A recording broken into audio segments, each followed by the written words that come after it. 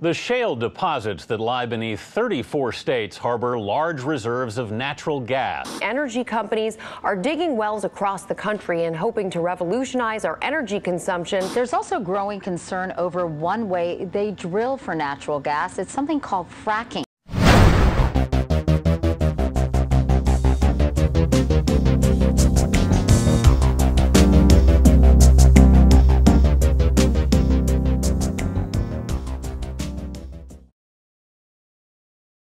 My name is Phelim McAleer. I'm an investigative journalist and I love it.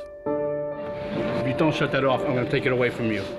Asking the powerful, difficult questions is a great job. Mr. Gore, will you correct the record? I wouldn't do anything else. I was a reporter in Northern Ireland during the Troubles and later worked for the UK Sunday Times and then the Financial Times and The Economist. Fracking is a huge story because most people believed we were running out of fossil fuels.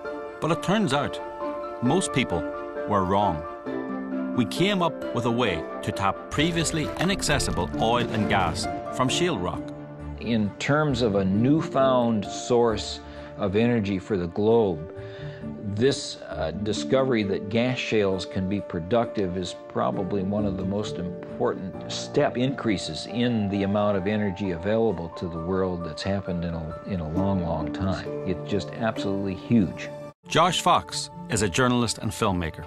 According to Gasland, his Oscar-nominated documentary, which also won an Emmy, fracking is a complete disaster. It's polluting water and causing serious illnesses and deaths. They have 10 billion cubic feet going through Dish, Texas every day with 10 pipelines that crisscross the state. And they have benzene in the air at 55 times the public health standard.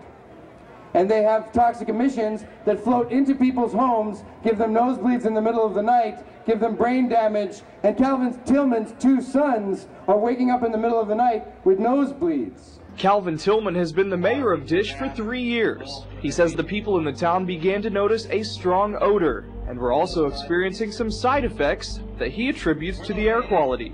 Things like nausea, headaches, runny nose, allergies, and more. Calvin Tillman was so frustrated with the TCEQs in action that he commissioned his own air study. The results read sort of like the back of a pamphlet that you don't want to pick up at the American Cancer Society. The study found, and I quote, amazing and very high levels of known and suspected human carcinogens and neurotoxins. But were these claims true? The Texas Commission on Environmental Quality is the second largest environmental agency in the world, behind the EPA. We've been to Dish, I believe, over 120 times on individual sampling trips or monitoring trips and collected over 50 VOC canisters, which we ran through a gas chromatograph. And I'm happy to say that of all of those samples that we've conducted and collected and analyzed, none of those exceeded the short-term concentration levels that would cause concern. After the air quality was given the all clear, the health department sampled blood, urine and drinking water in the area and found no problems caused by fracking. And so it's comforting to see that we have a great deal of data from Dish and from the Barnett Shale region that shows that indeed our regulations are protective, especially when you consider that it's such a concentrated production field in that area. But some people still claim that fracking contaminated their water and made them sick. Like Stephen Lipsky from Parker County, Texas. He sued Range Resources for $6.5 million. Lipsky teamed up with Alyssa Rich of Wolf Eagle Environmental Engineers to produce a video of flaming water and a set of test results supporting his case against the gas company. But the video was faked. They intentionally pumped gas into the water line in order to set it on fire. The judge ruled that Stephen Lipsky and Alyssa Rich had conspired to produce false evidence. And Alyssa Rich's claims that she was an engineer and had a PhD were also fraudulent. At line 13, it says, I have a PhD in air pollution control design. Do you see that? I do, sir. And that just was not a true statement at the time you made that, was it? That was a misstatement. You are not an engineer, are you? No, sir, I am not. You're not a geologist? No, sir. You're not a geophysicist? No, I would not consider myself a geophysicist. You're not a petroleum engineer? I am not a petroleum engineer, no. You're not a toxicologist? No, sir. You're not a hydrogeologist? No, No, I'm not a hydrogeologist technically. We deal a lot in hydrology, just like we deal a lot in geology, but I would not call myself a hydrogeologist. This wasn't the first time I'd come across Alyssa Rich. She was also hired by Calvin Tillman to provide the damning but completely inaccurate reports on the air and water quality in Dish, Texas.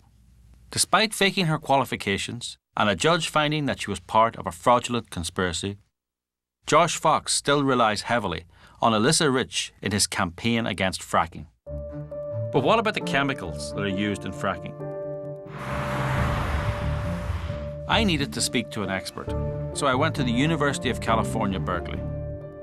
Dr. Bruce Ames is a professor of biochemistry and molecular biology. Because of his research on the causes of cancer, Dr. Ames has won many awards, including the National Medal of Science, the Japan Prize, and the Tyler Prize for Environmental Achievement. He is one of the most cited scientists in the world. This is the Gasland, the film by Josh Fox, and this is what he says about chemicals and fracking and public health, I suppose. In order to frack, you need some fracking fluid, a mix of over 596 chemicals, from the unpronounceable to the unknown to the too well known. The brew is full of corrosion inhibitors, gelants, drilling additives, biocides, shale control inhibitors, liquid breaker aids, viscosifiers, liquid gel concentrates. On the side of that frack fluid truck, it should say, just add water. Well, you could say that about a cup of coffee with more justification. I mean, it doesn't tell you much. What would you say to people who saw Gasland and are scared by that figure of over 500 chemicals and the scary names of the chemicals? Yeah, but it's only scary if you don't know anything. If I gave you all the long names of chemicals in cabbage that give cancer to rats in high levels, you could get scared. But there's really no danger in eating cabbage. But at least there's no carcinogens in broccoli.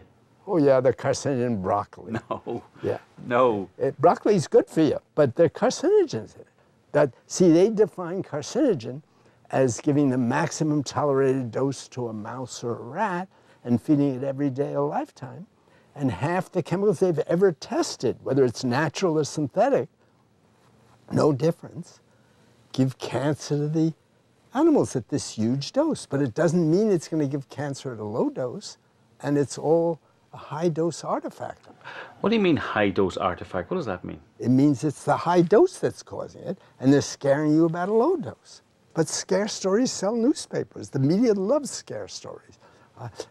Every time I see a story about some new scare that's going to give cancer to people, it's always completely implausible. It's a minor hypothetical risk at best. If people say fracking is causing cancer, then they don't know what they're talking about. Josh Fox claims that fracking in Texas has caused a spike in breast cancer. In Texas, as throughout the United States, cancer rates fell, except in one place, in the Barnett Shale. But the Associated Press checked that claim with several cancer experts and found it to be false. Professor Simon Lee from the University of Texas, David Risser, an epidemiologist with the Texas Cancer Registry, and Susan G. Komen for The Cure, all said there is no spike in cancer in the Barnett Shale. I was a network television producer for 20 years with NBC News, ABC News. I was Tom Brokaw's producer at NBC and head of documentaries there. At ABC, I was investigative producer for 2020 in Primetime Live. There was a series of articles by the New York Times essentially saying shale gas was overblown, that there was a lot of skepticism within the industry, that its carbon footprint was far greater than even coal. A series of, essentially, that if those things were true, no reasonable-minded person could support shale gas. It was echoed across the internet, headlines in newspapers around the world, discussed in Parliament. Why? Because when the New York Times reports something, the regular media considers that it's been vetted, that it's factual. In this case, it hadn't been vetted, and when someone did look at it, the ombudsman, he was horrified. He came out with 2 Sunday New York Times reports in 2 consecutive New York Times issues, unprecedented, hadn't been done in the history of the New York Times, literally dressing down his own paper's coverage of natural gas, saying it was biased, manipulative, cherry-picking of the facts, getting key facts wrong. Literally, it's the kind of thing that should have gotten the key reporters on natural gas fired. And the only reason they weren't fired is because it literally was indicting the entire editorial department. So it would have been literally a major house cleaning because their coverage was literally unethical. You're not overreacting a bit. I mean, this is good theatrical journalism. There's no real world consequences. I mean, it's fun to watch.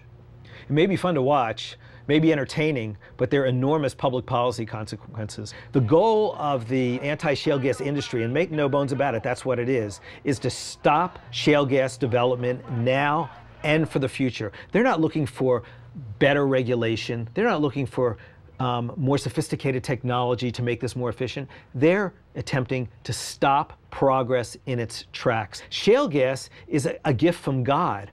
And if we let hysteria drive regulation, if we let politicians essentially set the ground rules for what should be a science-driven enterprise, we're going to set the American economy and the world economy back 50 years. Paleolithic era, that's what we're going for. James DELINGPOLE is a British journalist and author who has written extensively about energy issues. Shale gas is the miracle of the early 21st century. In terms of safety and environmental friendliness and economic efficiency, shale gas is about the best thing going in the world right now.